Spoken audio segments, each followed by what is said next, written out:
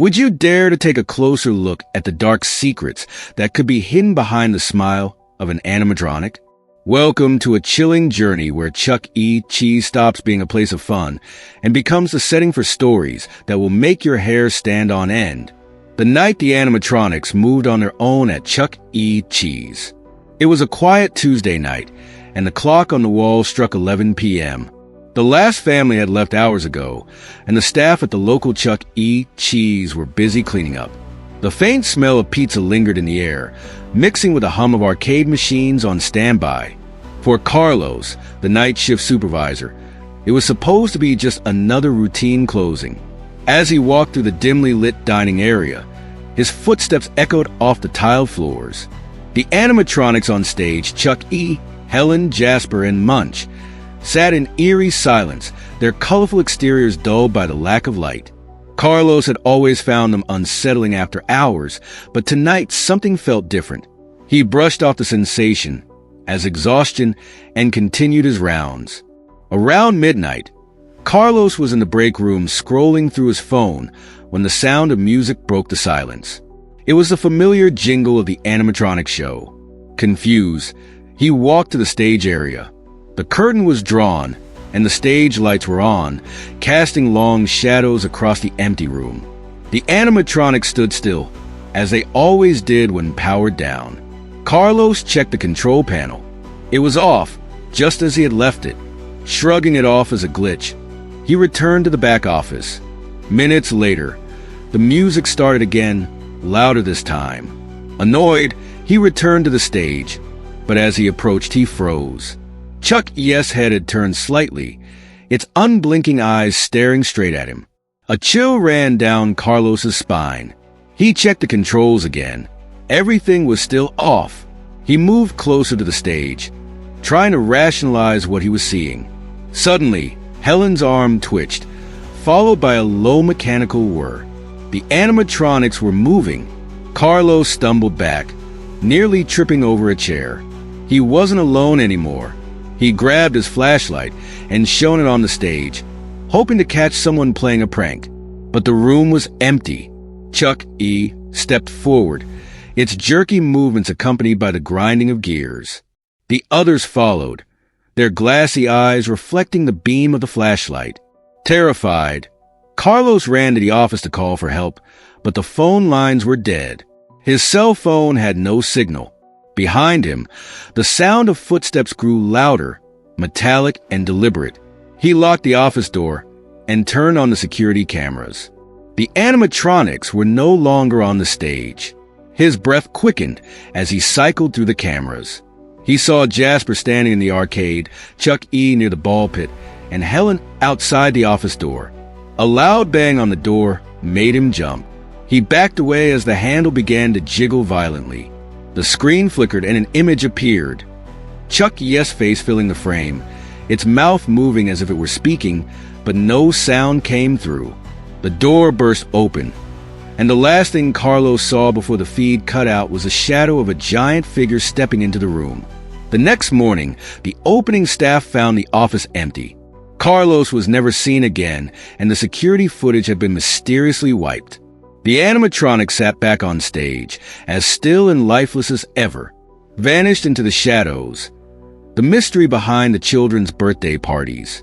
It started as an innocent tradition, a place where kids could celebrate their birthdays with pizza, arcade games, and the iconic animatronic show. Parents loved Chuck E. Cheese for its carefree atmosphere. But beneath the laughter and flashing lights, a darker tale unfolded.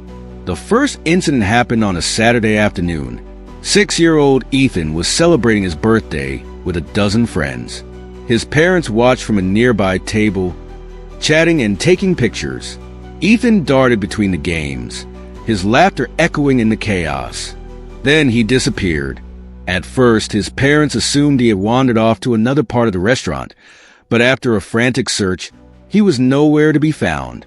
Staff joined in, checking every corner, every game, and even the bathrooms, but Ethan had vanished without a trace. The only thing left behind was his half-finished slice of pizza. The local police were called, but there were no leads. Security cameras showed Ethan playing near the arcade machines, then heading toward the animatronic stage, and then nothing. It was as if he had been erased. Weeks turned into months, and the case went cold. Ethan's family stopped visiting Chuck E. Cheese, but the restaurant continued operating as if nothing had happened. Then it happened again. This time, it was a little girl named Sophia, celebrating her 7th birthday. She was last seen near the ball pit, her bright yellow dress making her easy to spot.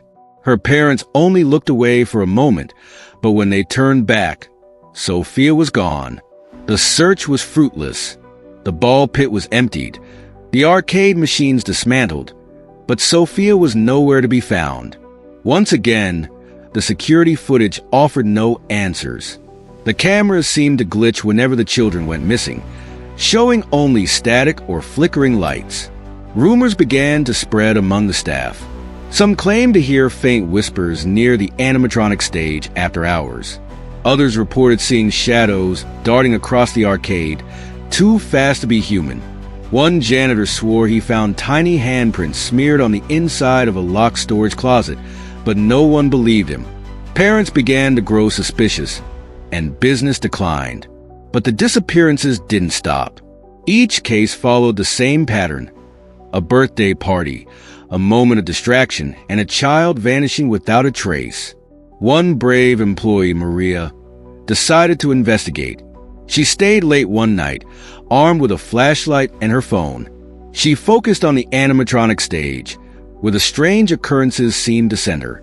As she approached, she noticed something odd. The stage's trapdoor, meant for maintenance, was slightly ajar.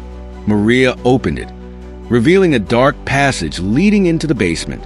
The air was thick with dust and the faint scent of decay. She descended cautiously, her flashlight flickering.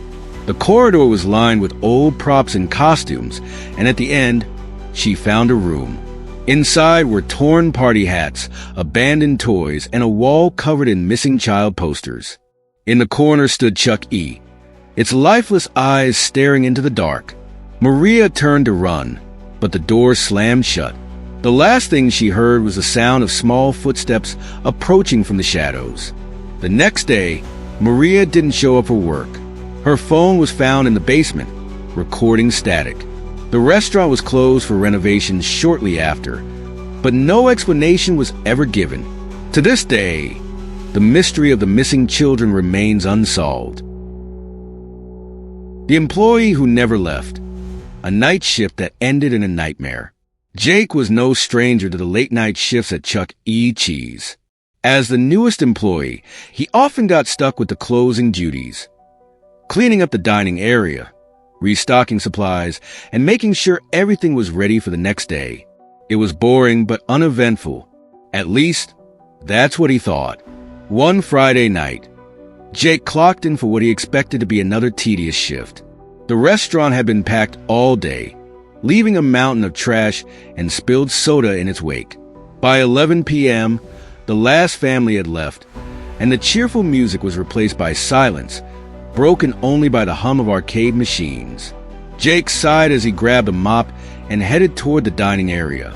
The animatronics sat motionless on their stage, frozen in their familiar poses. Yet, something about them felt off tonight. He couldn't pinpoint why, but he swore their positions had shifted slightly since the last time he looked. Shaking it off, he turned his attention to cleaning.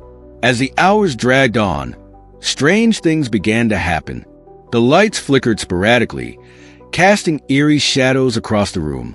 The arcade machines, which should have been powered down, would light up at random, their jingles echoing through the empty space. Jake muttered curses under his breath, blaming the ancient wiring. By 2 a.m., Jake was nearly done. He leaned against the counter in the break room, scrolling through his phone, when a loud thud echoed from the dining area. Startled, he grabbed his flashlight and went to investigate. He found nothing at first. The tables were as he had left them, and the animatronics remained on stage.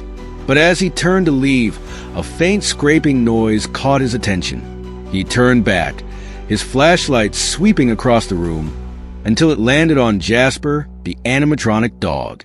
Jasper's head had turned, its glassy eyes fixed on Jake. Jake's breath hitched. He took a cautious step forward, his flashlight trembling in his hand. Before he could get closer, the room was plunged into darkness. The hum of the machine stopped, replaced by an unsettling silence. Then, the laughter started. It was soft at first, a distorted chuckle that grew louder and more menacing. Jake's flashlight flickered back to life, illuminating the stage. Chuck E. Cheese stood at the edge, his mechanical grin wide and unnerving. Panicking, Jake bolted for the office, slamming the door behind him. He fumbled with the lock, his hands shaking, and turned to the security monitors. What he saw made his stomach drop. The animatronics were no longer on stage. The cameras showed them moving through the restaurant, slow, deliberate, and methodical. Jasper was in the arcade, Helen in the ball pit, and Chuck E. was standing just outside the office door. Jake's heart pounded as the doorknob began to turn. He grabbed his phone to call for help, but the line was dead. The screen on the monitor flickered, and for a brief moment, he saw himself on the feed, standing in the office, but he wasn't alone. Behind him was Chuck E., its unblinking eyes staring down at him. The door burst open, and Jake's scream echoed through the empty restaurant. The next morning, the opening crew found the office empty, the monitors displaying static. Jake's belongings were still there, his phone, his bag, but Jake himself was gone. Rumors spread quickly among the staff, and the story became a chilling cautionary tale. Some say Jake is still there, trapped in the endless loop of a night shift that never ends. If you're ever closing at Chuck E. Cheese and hear faint laughter, don't investigate. It might be the last thing you ever do. After hearing these stories, you might think twice about ever entering a Chuck E. Cheese's again. Maybe it's not all games and laughs that lurk behind those doors. But if you do decide to venture in, be sure to take a good look around and never be alone.